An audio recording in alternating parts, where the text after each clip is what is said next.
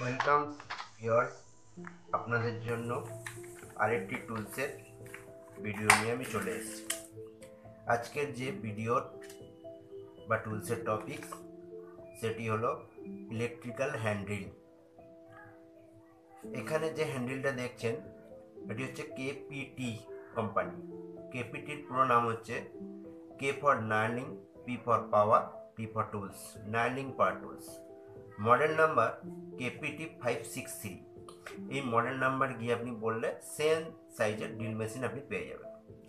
এটি সাইজ হচ্ছে 13 mm, অর্থাৎ এই যে ড্রিল বিট লাগানো আছে এই জায়গাটা হচ্ছে 13 mm, অর্থাৎ 13 mm এর ড্রিল বিট আপনি maximum size 13 mm drill bit এতে ইউজ করতে পারবেন। সেখানে বলছে 13 mm।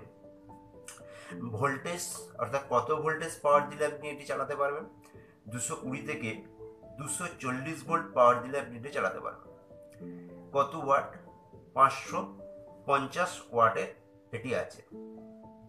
550 ওয়াট এটি পাওয়ার আছে। কারেন্ট কত নেবে? 2.6 অ্যাম্পিয়ার কারেন্ট নেবে। এই হলো এর স্পেসিফিকেশন। তো এর মধ্যে একটি সুইচ আছে, এই যে সুইচ, আর এটি লক সুইচ আছে, অর্থাৎ এটি পুশ করে এটি চেপে দিলে এটি লক হয়ে যাবে, আবার এটি প্রেস করলে এটি ওপেন হয়ে যাবে। আর এর সঙ্গে কি দেবে? এর সঙ্গে একটি আপনাকে এই যে 6 ফুটের একটি কেবিল দেবে, এতটুকু। যেহেতু অনেক দূর পর্যন্ত কেবিল প্রয়োজন, তাই এর সঙ্গে একটি কেবিল আমি জয়েন করে নিয়েছি। বেশ, তো এটি আমি আপনাদের চালিয়ে দেখাচ্ছি। আমার কাছে একটি বোর্ড আছে, এই বোর্ড দিয়ে আমি আপনাদের চালিয়ে দেখাবো। দেখো, ফেজ নিউট্রাল দিলাম, সুইচ অন করলাম, দেখুন চলছে। এবারে আপনাদের দেখাবো এটির ড্রিল বিট কিভাবে চেঞ্জ করবেন বা কি দিয়ে চেঞ্জ করবেন।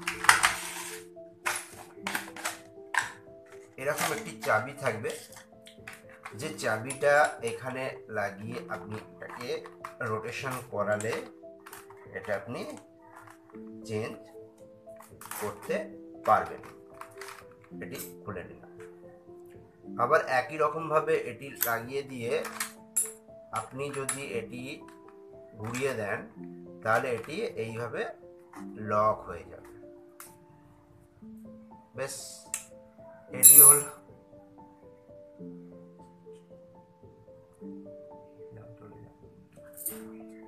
এটি হল আপনাদের ড্রিল বিট চেঞ্জ করার নিয়ম বা প্রসেস। এর মধ্যে আপনি দুই ধরনের ড্রিল বিট ইউজ করতে পারবেন। একটি হচ্ছে ওয়াল বিট, দেখুন এই ওয়াল বিটের মাথাটা একটু চওড়া আছে, আর এটি হচ্ছে উড বিট, এই বিটের মাথাটা একটু সরু আছে। আপনি যে কোনো বিট 13 mm সাইজের ড্রিল বিট এতে লাগিয়ে আপনি ব্যবহার করতে পারবেন। এই হলো ড্রিল মেশিন। তো এটি আমরা ব্যবহার কোথায় করব?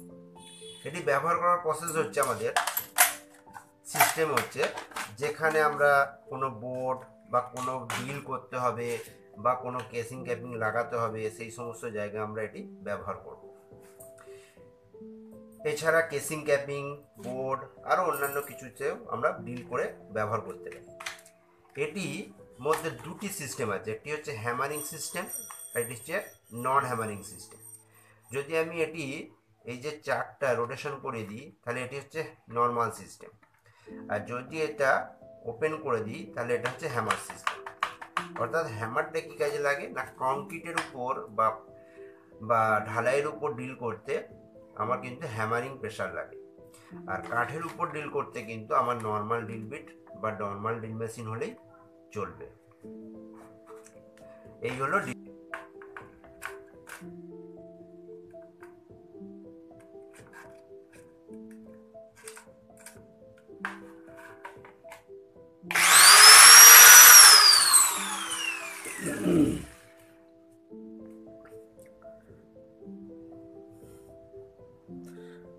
দেখুন, এটি আমি বলেছিলাম যে এর মধ্যে একটি সুইচ আছে, এটিকে কিভাবে আমি করব সেটি আমি দেখাবো আপনাদের। লক কিভাবে করব সেটি আপনাদের দেখিয়ে দেবো।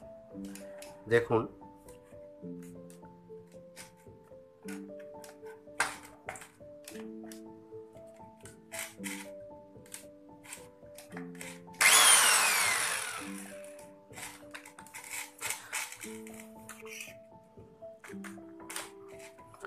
দেখাচ্ছি, দেখুন আপনাদের কিভাবে এটি লক করবেন।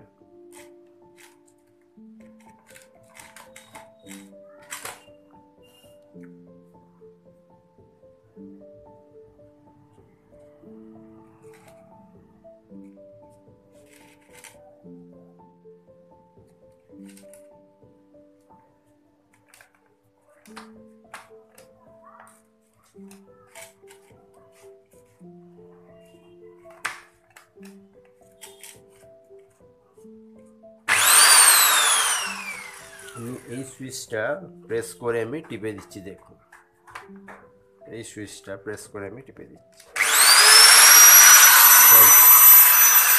চলতে পারবে।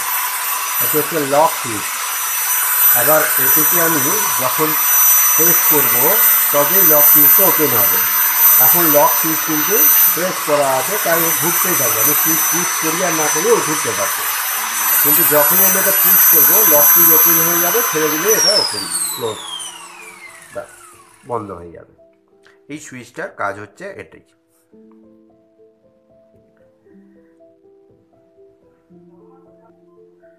এরপরে আপনাদের আরেকটি ড্রিল মেশিন আমি দেখাবো, সেটি হলো বস্ক কোম্পানি, সেটি হলো পাওয়ার ড্রিল, সেটি আপনাদের দেখায়।